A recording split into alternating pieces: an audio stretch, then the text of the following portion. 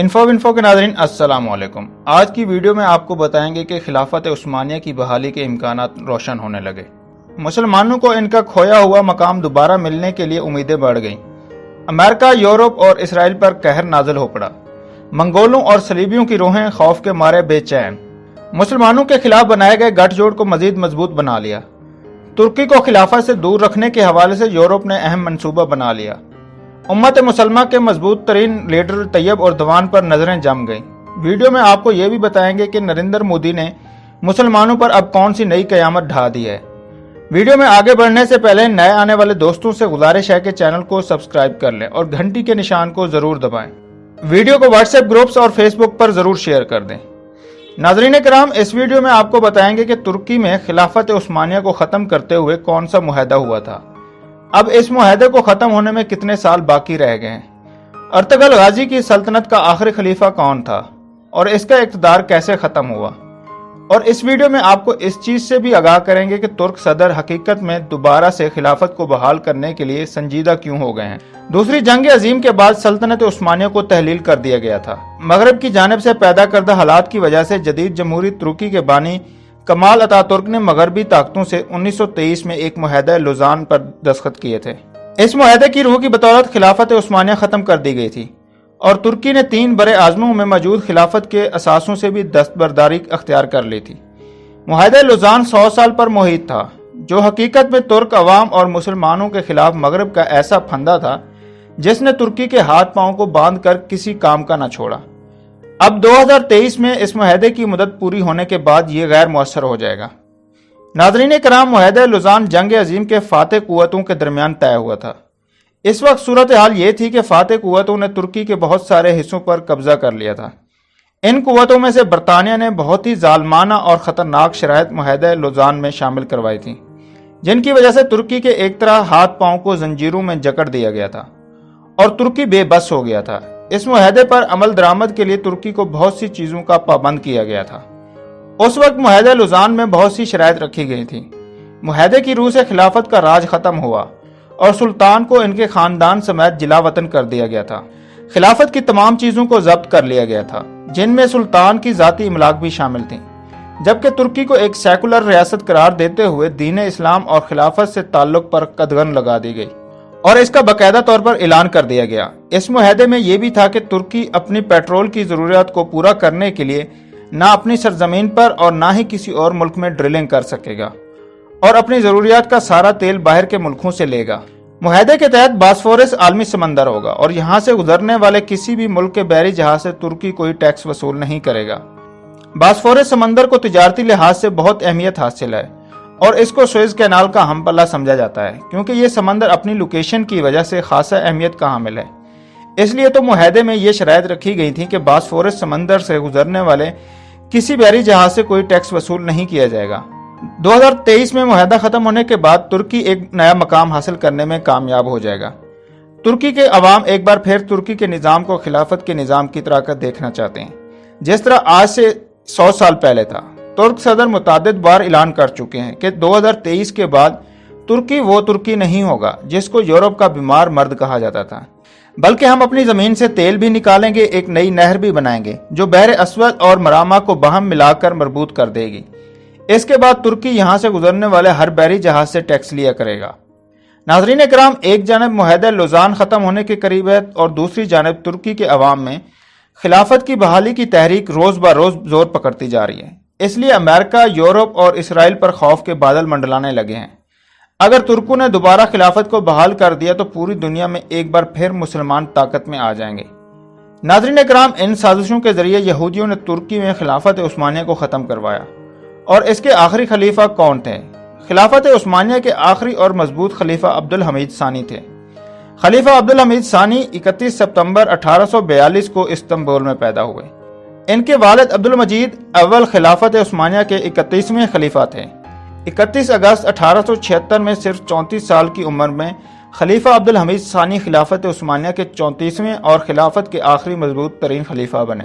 خلافت عثمانیہ کی باغ ڈور ان کو اس وقت ملی جب دنیا بھر پر استعماریوں کا غلبہ تھا اور خلافت عثمانیہ کو ختم کرنے کے لیے باہمی طور پر بڑے منصوبے بنا رکھے تھے اور اس کو کامیاب بنانے کے لیے اتحاد کر لیا تھا۔ یہ وہ دور تھا جب خلافت عثمانیہ ایک طرف اپنی بقا کی جنگ لڑ رہی تھی اور دوسری طرف خلافت عثمانیہ قرضوں اور سازشی منافقین کے گرد گھری ہوئی تھی۔ کچھ یہودیوں نے خلافت عثمانیہ میں اعلیٰ عہدوں کے لیے منافقت کرتے ہوئے اسلام قبول کیا تھا۔ یہ یہودی تھے جن کو تاریخ میں دو طرح کے یہود کے نام سے جانا جاتا ہے، جس کا ترکی زبان میں مطلب ہے یہودیت سے مرتد ہونے والے یہودی۔ یہ یہودی مسلمانوں کے درمیان انتہائی نارمل زندگی گزارتے رہے، یہاں تک کہ بعض یہودی خلافت کے اعلیٰ منصب پر بھی پہنچ گئے تھے، جہاں انہوں نے خلافت کو ختم کرنے اور فلسطین کو مسلمانوں سے چھیننے کے لیے انگلینڈ اور فرانس سے خفیہ تعلقات قائم کر لیے تھے۔ مگر خلیفہ عبدالحمید ثانی کی پرزور آمد کے ساتھ ان کے منصوبے اس وقت تہس نہس ہو گئے۔ یہودیوں کی تنظیم کے بانی نے خلیفہ کو خط لکھا جس میں انہوں نے خلیفہ کو بطور رشوت یہودیوں کی طرف سے قرض کے نام پر 15 کروڑ پاؤنڈ دینے کی آفر کی تھی۔ اس کے بدلے میں خلیفہ یہودیوں کی فلسطین کی طرف نقل مکانی کی حمایت کرے اور یہودیوں کو ایک ایسا زمین کا ٹکڑا دے دیں جہاں پر یہودیوں کی اپنی حکومت ہو۔ خلافت عثمانیہ کے اس بہادر لیڈر نے یہ آفر قبول کرنے سے انکار کر دیا تھا، حالانکہ اس کے ذریعے خلافت کی مالی مشکلات کو ختم کیا جا سکتا تھا۔ اس کے بعد یہودیوں نے تہیہ کر لیا تھا کہ اس اسلامی دنیا کے اس عظیم لیڈر کو خلافت سے ہٹایا جائے۔ چنانچہ یہودیوں نے ترکی خائن لوگوں کی مدد سے ایک سیکولر تنظیم ترک یوتھ کے نام سے بنائی، جس کے ذریعے سیکولرزم، قوم پرستی اور اینٹی اسلام پروپیگنڈا اور افکار کو عام کرنے کا کام شروع کر دیا گیا۔ اس تنظیم کے ساتھ فوج کے کچھ لوگ شامل ہو گئے جو اتحاد ترکی نامی گروپ سے وابستہ تھے۔ بعد ازاں یہ گروپ ترک یوتھ تنظیم کا عسکری ونگ بن گیا۔ اس گروپ نے 1909 میں خلیفہ عبدالحمید ثانی کے خلاف بغاوت کی تھی، جس کے ذریعے انہوں نے خلافت عثمانیہ کے بہادر خلیفہ عبدالحمید ثانی کو معزول کر کے باہر کر دیا تھا۔ عبدالحمید ثانی کے نام ماننے کی صورت میں خون خرابے کا خطرہ زیادہ تھا۔ خلیفہ عبدالحمید ثانی نے معصوم لوگوں کی جانوں اور مال کا خیال رکھتے ہوئے مجبوری میں خلافت سے علیحدگی اختیار کی۔ اگر خلیفہ ان کی بات نہ بھی مانتے تو یہ لوگ اس قدر طاقتور ہو چکے تھے کہ خلیفہ کو زبردستی محل سے نکال دیتے۔ خلیفہ عبدالحمید ثانی کے بعد حقیقت میں خلافت عثمانیہ ختم ہو گئی، اگرچہ استعماری طاقتوں نے من پسند اور کمزور لوگوں کو 1924 تک خلافت کے نام پر زندہ رکھا، لیکن 1924 میں خلافت عثمانیہ کی فوج کے جنرل نے خلافت کے خاتمے کا اعلان کر دیا۔ اس جنرل کا نام کمال اتا ترک تھا، جس نے خلافت کے خاتمے کے بعد کئی آمرانہ قوانین کی بدولت ترکی سے اسلامی شناخت کے حامل ہر شے کو ختم کر دیا۔ ترکی زبان کا رسم الخط عربی تھا جس کو لاطینی حروف کے ساتھ بدل دیا گیا۔ شیخ الاسلام اور مفتی اعظم کے عہدوں کو ختم کر دیا گیا۔ عربی زبان میں اذان کہنے پر پابندی لگا کر اس کو ترکی زبان میں کہنے کی اجازت دے دی گئی۔ عورتوں کے حجاب پہننے پر پابندی عائد کر دی گئی۔ ترکی میں جمعے کی چھٹی ختم کر کے ہفتہ اور اتوار کی چھٹی کا اعلان کر دیا گیا۔ ہزاروں ترک مسلمانوں کو اس لیے قتل کر دیا گیا کہ انہوں نے اتا ترک کے کفر نظریات کی مخالفت کی۔ ہزاروں کی تعداد میں اسلام پسند افراد کو جیلوں میں ڈال دیا گیا۔ قرآن کریم اور اسلامی علوم کے مدارس کو ملک بھر میں بند کر دیا گیا، یہاں تک کہ لوگوں کو گمان ہونے لگ گیا کہ ترکی سے ہمیشہ سے اسلام ختم ہو گیا۔ اس کے علاوہ استعماری طاقتوں کو ارض مقدس فلسطین بغیر کسی قیمت کے دے دی۔ خلافت عثمانیہ کے خاتمے کے 100 سال بعد ترکی ایک بار پھر اسلام کا قلعہ بنتا جا رہا ہے۔ دوسری جانب مودی سرکار نے بھارت میں مسلمانوں پر زمین تنگ کی ہوئی ہے۔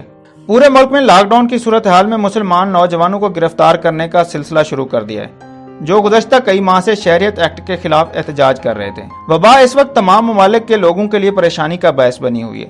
پوری دنیا کی معیشت، معاشرت اور صحت داؤ پر لگی ہوئی ہے، لیکن ان سب چیزوں کے باوجود مودی سرکار کے ذہن میں مسلمانوں کے خلاف دشمنی سوار ہے۔ یہ افریت اور قومیت نہ ہی مذہب کی دیواروں کی قائل ہے، بلکہ اس وبا کو مسلمانوں سے جوڑنا اور اس فرقے کے خلاف اس کو بطور ہتھیار استعمال کرنا ایک اور بڑی تباہی کو دعوت دینے کا پیش خیمہ بن سکتی ہے۔ تعاون، اشتراکیت نہ کہ نفرت سے اس وبا کو ختم کیا جا سکتا ہے۔